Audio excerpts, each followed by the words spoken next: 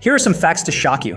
Wholemeal bread is unhealthy, brown rice might be fake, and a vegan diet will cause weight gain. Here are some misleading health foods that look and sound healthy, but they're actually not. In the past, we believed everything that was on a food label or whatever our parents told us.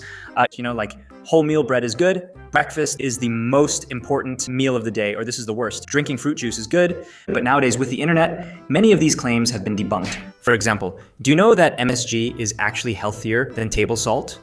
Now, of course you can choose not to believe everything I say, since I'm just a cat on the internet and no one should believe a cat on the internet. So after you watch this, you can Google and draw your own conclusion. If I am correct, just type in the comments, blue cats are cute.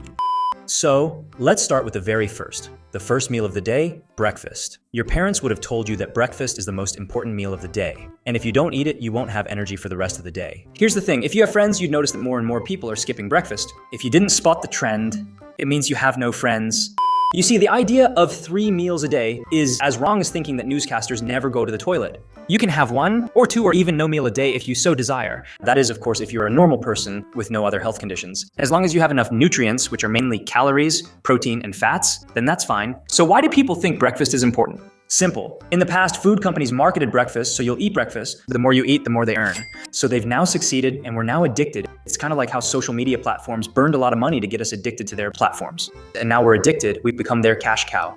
But wouldn't we overeat at lunch? Actually, this isn't necessarily the case, because hunger is regulated by hormones, not just an empty stomach. So if you didn't eat breakfast and that hormone is gone, then you won't feel extra hungry during lunch. And here's the thing. There are studies that show that actually we might not have that much hunger hormones in the morning, so it's all just a habit which we can change. And here's something else. So you eat brown rice during your lunch, it should be good, right? Actually, not really. The key is to eat whole grain food, which is not processed. And brown rice is indeed whole grain. White rice is processed food as they removed something from the rice. Then brown rice in restaurants should be healthy, right? You actually have to ask, because sometimes the brown rice is not 100% brown rice. Sometimes restaurants mix brown rice with white rice to enhance palatability or reduce costs, as brown rice is more expensive and has a shorter shelf life. So next time, ask the server or just skip the rice altogether.